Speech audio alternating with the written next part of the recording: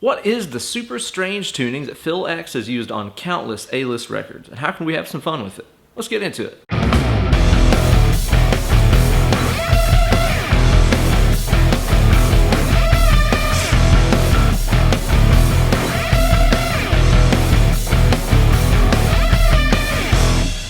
Well, hey there kids, it's your good buddy, Uncle Ben. On today's video, we're going to be taking a look at the really weird tuning that Phil X uses to create some crazy screaming sounds on the guitar.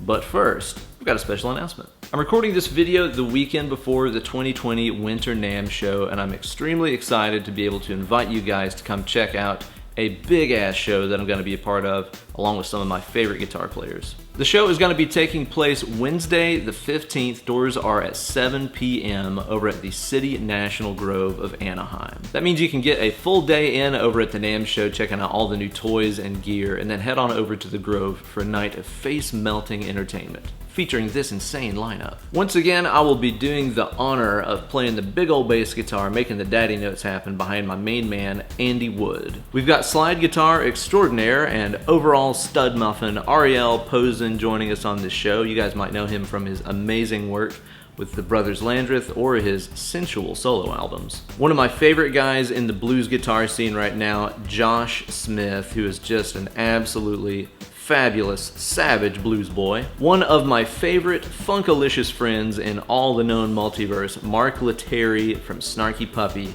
is gonna be there bringing the funk. Special appearances by my friend Andy Timmons and possibly some other people that I can't quite announce yet. And of course, the amazing, incredible, legendary Phil X is gonna be there along with his band, The Drills. I am extremely stoked to be sharing the stage with these guys, and we're gonna do some like big group jams and stuff like that at the end. So it's gonna be a super fun night. It's definitely gonna be the guitar event that you don't want to miss this NAMM show. So be sure to get your tickets today before they all vanish. I'll be sure to put a link in the video description below so you guys can get yours today. And as fate would have it, last week over on Jude Gold's incredible podcast, No Guitar is Safe, which you should totally check out and subscribe to, he had Phil X on as a guest to talk about his entire history coming from the studio scene to playing with major A-list acts like Bon Jovi. But one of the things about it that really caught my interest the most is Phil talking about his use of what he calls bouzouki tuning. But it's actually more than just a tuning, it's kind of a setup change. Scope this out. Okay, start off with your guitar in standard tuning, E, A, D, G, B, E.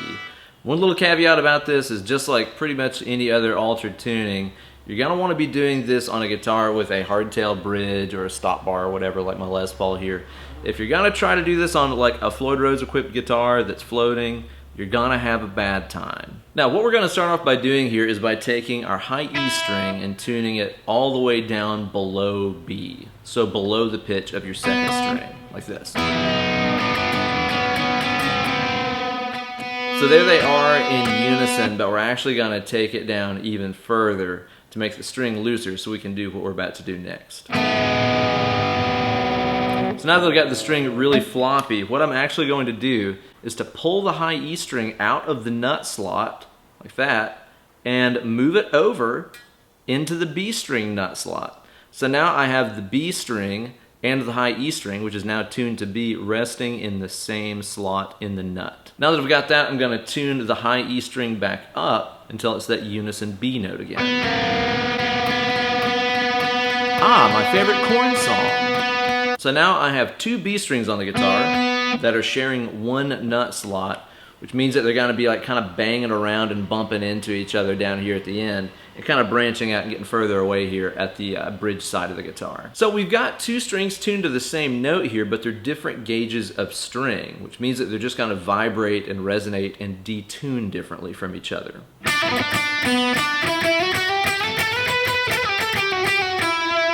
It's kind of got that natural chorusing sound like a 12-string guitar does, but it's even more pronounced because of the difference in the string gauge between that B string and that B string, which is much lighter and floppier. In that No Guitar is Safe podcast I was talking about, Phil goes on at length about his history playing the bouzouki, which is kind of an unusual instrument. It's a traditional Greek instrument that you could kind of think of as being like a daddy mandolin, you know? And it's kind of like a mandolin in that it has 4 sets or courses of strings. And real quick too, because I can already sense that somebody in the comments section is typing up asking what the hell is on the headstock of my guitar here. This is a little device called the Truglide, made by DB Instrument Amp Company. It's a string guiding bar that rests up against the high and low E string tuning posts, and it doesn't require any drilling or modification to your priceless Les Pauls or anything like that, so you can always just put it on and take it off whenever you want to. But essentially what it does is the underside of the bar here has these string guide notches cut out into it that, as you can see, make the A, D, G, and B strings get to their tuners a lot straighter than you typically have with a Les Paul, which means that it's going to stay in tune a lot better because the strings are going to the tuners at more of a straight shot than the hard angle typically featured on 3x3 headstocks. Really cool product, works great, and again, no modifications required. Definitely recommend these things.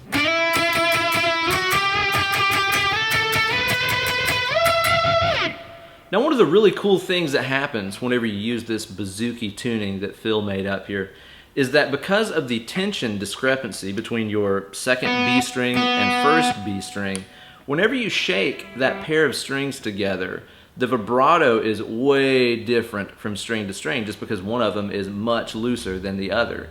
So you get this really cool chorusy, detuny, screaming sound out of it just by grabbing that pair of strings and shaking it a little bit. Whenever I heard Phil doing it on the podcast, I just thought that he was doing a typical, you know, Hendrixy unison bend, that kind of thing like that, to get that scream out of it, you know?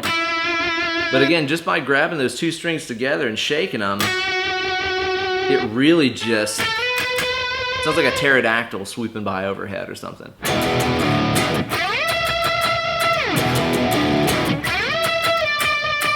That riff that I made up at the first of the video to demonstrate the tuning is using the bouzouki tuning with the 2 Bs, and I've also dropped the low E string down to D. And as you saw and heard there, just by sliding up into, especially these high positions right here, those notes just scream in a way that you cannot get with a standard tuned guitar. Really cool effect. But especially whenever you're playing up high like that on your new, you know, paired string, you kind of got to adjust your fretting technique a little bit. Whenever you're playing down low on the neck, which is, you know, near where the 2 strings are sharing a nut slot, the 2 strings are like right next to each other, kind of like the top strings on a 12-string guitar. So whenever you try to push down on one, you just kind of accidentally grab both of them. But whenever you play up here in the higher registers of the neck, because the 2 strings are separated back here at the saddles, they're a lot farther apart. It's more like normal string spacing. So whenever you go to fret, you know, your double Bs, you might actually just get one of them instead of both. And also too, it's really hard to get a grip and shake those strings when you're kind of flat barring them like that. That's why in that riff, I kind of got a running start and sort of slid up here to the high position. Because if I start fretting somewhere around here, maybe like fret 5, well, I've got both the strings under my finger. So as I go up, they stay kind of paired together, which means I can get them to really screech at you by the time I get up there. Whereas if I just jumped up to that position, again, there's my strings separated by the bridge spacing. Much harder to get that tone out of them. So sometimes whenever you're using this technique to get that scream up high, try starting off by sliding into a lower position into your high frets right here. That way you get both strings under your finger and can really let it rip. It's one of those things I can see myself doing as like a little production trick on a lot of songs, you know? I don't really see myself hopping on stage and changing the tuning and moving it over to the nut slot and stuff like that. But anytime I need a layer of just some cool, out of tune, intense texture on a melody, I can definitely see myself using this trick to add that in.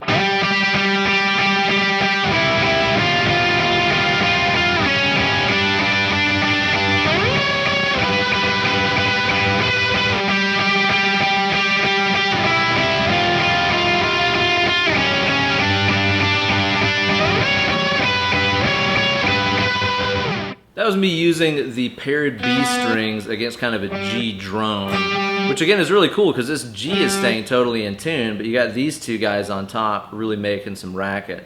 Now, one thing I would advise you to do is try to keep those strings moving as much as you can in terms of adding just a little vibrato to them, especially when you play up high. Because again, if I'm really getting in here and I'm grabbing both of those strings under one finger and I'm playing some of those more tense intervals like I was using in that little riff there, like that sharp 11, when those are out of tune, it can get a little much. It just kind of sounds like an out-of-tune guitar, which is not cool. But if you can add in just a little shake on it, your ear kind of accepts it. It's like it can't really hear a moving target, so to speak, you know? If you let those notes sit still, you go, oh, that's out of tune. But if they're moving, it sounds rock and roll.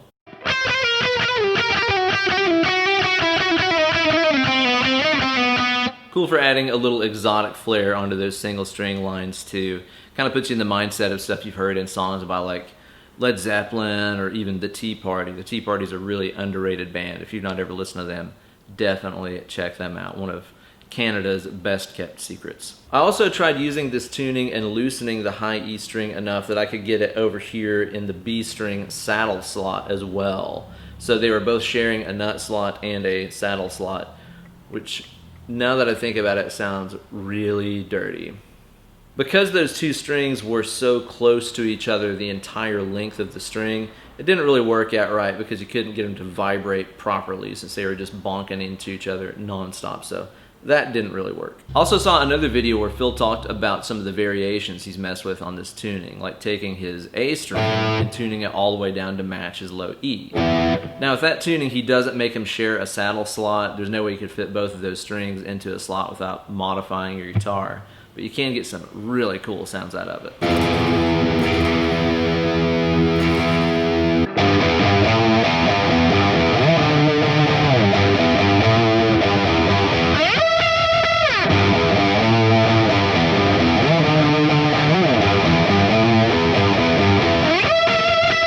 There's just so many rockin' possibilities waiting for you whenever you try out one of Phil's awesome unison bouzouki tunings. So be sure to try it out on your guitar this week, come up with some cool riffs, upload a video of you playing through them, and put it up on Instagram and tag me in it so I can check out what you're doing with this tuning. Don't forget, if you like this video and want to support my channel, be sure to visit my Patreon page over on patreon.com/Ben Eller Guitars. There's also all kinds of downloadable tabs, backing tracks, bonus lessons, all kinds of stuff available to you guys, even at just the $1 a month level. So be sure to click that link in the video description and check out that Patreon page today. Thanks. Drop me a comment below and let me know if I'm going to be running into you at the NAMM show this year. And if you see me, be sure to come say hey. I always love meeting people who watch my stuff that I put up here on the channel. So come say hey. And be sure to get your tickets today to that Elements of Sound show presented by Open Chord Music. It's going to be Wednesday, January 15th, 2020.